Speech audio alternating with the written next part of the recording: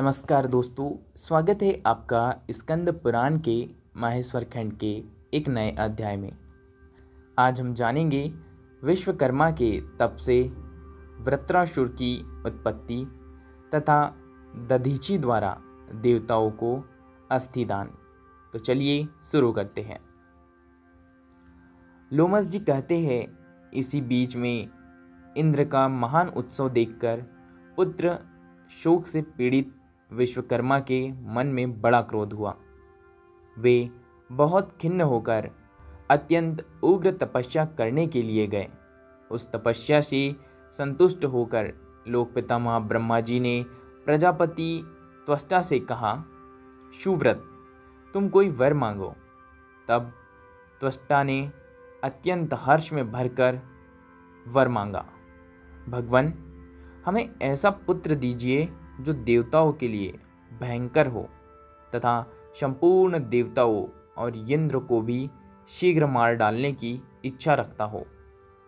तथास्तु कहकर परमेष्ठी ब्रह्मा ने वरदान दे दिया। उस वरदान से तत्काल ही वहाँ एक बड़ा अद्भुत दैत्य प्रकट हुआ जो वृत्र नाम से प्रसिद्ध हुआ। वह असुर प्रतिदिन 100 धनुष 400 हाथ बढ़ता था। पूर्व काल में अमृत मंथ के समय देवताओं ने जिन दैत्यों को मार डाला था और शुक्राचार्य ने पुनः उन्हें जीवित कर दिया था, उनमें से राजा बलि को छोड़कर से सभी दैत्य पाताल से निकलकर वृत्रासुर के पास चले आए। पाताल से आए हुए असुरों के साथ वृत्रासुर ने अकेले ही अपने विशाल शरीर द्वारा संपूर्ण भूमंडल को ढक लिया। उस समय उससे पीड़ित हुए तपस्वी ऋषि तुरंत ब्रह्मा जी के पास गए और उन्होंने अपनी सारी कष्ट कथा कह सुनाई। तब ब्रह्मा जी ने गंधर्वों, मरुद्गणों तथा इंद्रादि देवताओं से विश्वकर्मा क्या करना चाहते हैं यह बताया और कहा, विश्वकर्मा ने बड़ी भारी तपस्या करके तुम सब लोगों का वध करने के लिए अत्यंत तेजस्वी वृत्रासुर को उत्पन्न किया है। वह सब दैत्यों का महान अधीश्वर बना हुआ है। अब तुम लोग ऐसा प्रयत्न करो जिससे वह तुम्हारे द्वारा मारा जा सके। ब्रह्मा जी का यह वचन सुनकर इंद्र आदि देवताओं ने कहा, भगवान, जब हमारे ये इंद्र ब्रह्म हत्या से मुक्त होकर स्वर्ग के सिंहासन पर बिठाए गए, उस समय हम लोगों के द्वारा एक न करने योग्य कार्य हो गया है। अब उस भूल के दुष्परिणाम से पार पाना हमारे लिए कठिन है। भूल यह हुई कि हम अज्ञानियों ने अपने अनेक प्रकार के अस्त्र शस्त्र महर्षि दधीचि के आश्रम में रख दिए थे। उन शस्त्रों के बिना इस समय हम क्या कर सकते हैं। तदनंतर ब्रह्मा जी के आज्ञा से सब देवता दधीचि के आश्रम पर गए और उनसे बोले, देव, हमने पूर्व काल में जो अस्त्र शस्त्र यहाँ रख दिए थे वे सब हमें दे दिए जाए। यह सुनकर दधीचि ने हंसते हुए कहा, बड़भागी देवताओं, आपके उन अस्त्रों को बहुत काल से यहाँ व्यर्थ रखा हुआ जानकर मैंने सबको पी लिया। उनकी यह बात सुनकर देवता बहुत चिंतित हुए और पुनः ब्रह्मा जी के पास लौटकर मुनि की सब बातें कह सुनाई। तब ब्रह्मा जी ने सबके अभिष्ट कार्य की सिद्धि के लिए देवताओं से कहा, तुम लोग दधीचि से उनकी हड्डियां ही मांगो। मांगने पर वे देंगे, इसमें तनिक भी संशय नहीं है। ब्रह्मा जी की बात सुनकर इंद्र बोले, वृत्रासुर नामक जो दैत्यराज है उसे विश्वकर्मा ने उत्पन्न किया है, अतः वह ब्राह्मण ही है। यद्यपि वह निरंतर अत्यंत क्रूरतापूर्ण कर्म करने वाला है, तथापि ब्राह्मण होने के कारण मैं उसका वध कैसे कर सकता हूँ।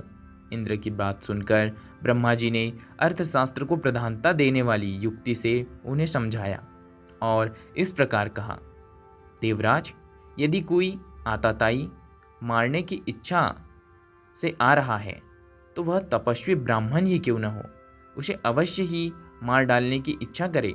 ऐसा करने से वह ब्रह्म हत्यारा नहीं हो सकता। ब्रह्मा जी का यह वचन सुनकर इंद्र ने कहा, भगवान, दधीची के वध से निश्चय ही मेरा पतन हो जाएगा। उस ब्राह्मण की हत्या से तरह तरह के महान पाप अपने को लगेंगे। अतः हमें ब्राह्मणों का अनादर नहीं करना चाहिए। परम धर्म अदृष्ट रूप है। विज्ञ पुरुषों को उचित है कि वह श्रेष्ठ विधि के अनुसार मनोयोग पूर्वक उस धर्म का पालन करे। इंद्र के निष्प्रह वचन सुनकर ब्रह्मा जी बोले, देवेंद्र, तुम अपनी बुद्धि के अनुसार बर्ताव करो और शीघ्र ही दधीची के पास जाओ। कार्य की गुरुता को दृष्टि में रखकर दधीची की हड्डियां मांगो। बहुत अच्छा कहकर इंद्र ने ब्रह्मा जी की आज्ञा स्वीकार की और गुरु बृहस्पति तथा संपूर्ण देवताओं के साथ दधीची के मंगलमय आश्रम पर गए। वह आश्रम नाना प्रकार के जीव जंतुओं से संयुक्त होने पर भी पारस्परिक वैर भाव से रहित था। वहाँ बिल्ली और चूहे एक दूसरे को देखकर प्रसन्न होते थे। एक ही स्थान पर सिंह, हथिनियाँ, हाथी के बच्चे और हाथी परस्पर मिलकर नाना प्रकार की क्रीड़ाएं करते थे। नेवलोक के साथ सर्फ मिलके एक दूसरे का आनंद का अनुभव करते थे। ऐसी ऐसी अनेक आश्चर्य भरी बातें उस आश्रम पर दिखाई देती थी। दधीची मुनि अपने उत्तम तेज से सूर्य अथवा दूसरे अग्निदेव की भांति प्रकाशित हो रहे थे। उनके साथ उनकी धर्मपत्नी सुवर्चा भी थी। जैसे सावित्री के साथ ब्रह्मा जी शोभा पाते हैं, उसी प्रकार वे मुनिश्रेष्ठ दधीची भी अपनी धर्मपत्नी के साथ सुशोभित थे। संपूर्ण देवताओं ने मुनि का दर्शन करके उन्हें प्रणाम किया और इस प्रकार कहा, मुनि, हमें पहले से ही विदित है कि आप तीनों लोकों में सबसे बड़े दाता हैं। देवताओं की यह बात सुनकर मुनिश्रेष्ठ दधीची बोले, श्रेष्ठ देवगण, आप लोग जिस काम के लिए आए हैं उसे बतावे। आपकी मांगी हुई वस्तु मैं अवश्य दूंगा, इसमें संदेह नहीं है। मेरी बात कभी मिथ्या नहीं होती। तुम अपना स्वार्थ सिद्ध करने की इच्छा वाले सब देवता एक साथ बोले, ब्राह्मण, हम लोग भयभीत होकर आपकी दर्शन की अभिलाषा से यहाँ पर आए हुए हैं। उनकी ये बात सुनकर दधीची ने कहा, बताइए, आप लोगों के लिए क्या देना है। यो कहकर महर्षि ने अपनी पत्नी को आश्रम के भीतर भेज दिया। तदनंतर देवता बोले, विप्रवर, आप अपने शरीर की हड्डियां हमें अर्पित करें, जिनसे दैत्यों का संहार हो। महर्षि ने कहा, मैंने हड्डियां आपको दे दी। तब देवता बोले, भगवान, आपके जीते जी इन हड्डियों को हम कैसे प्राप्त कर सकते हैं। ब्रह्म ऋषि ने हंसकर उत्तर दिया, बस क्षण भर खड़े रहिए, मैं अभी अपना शरीर त्याग देता हूँ। ऐसा कहकर दधीची ने समाधि लगा ली। उस परम समाधि के द्वारा अपना शरीर त्याग कर वे तत्काल उस ब्रह्मधाम में चले गए, जहाँ से फिर इस संसार में लौटना नहीं पड़ता है। इस प्रकार भगवान शंकर के प्रिय भक्त मुनिवर दधीची परोपकार के लिए शरीर त्याग कर ब्रह्मपद को प्राप्त हुए। दोस्तों, यहाँ पर इस अध्याय का समापन होता है। बाकी हम मिलेंगे अगले अध्याय में, अगले वीडियो में। तब तक के लिए धन्यवाद।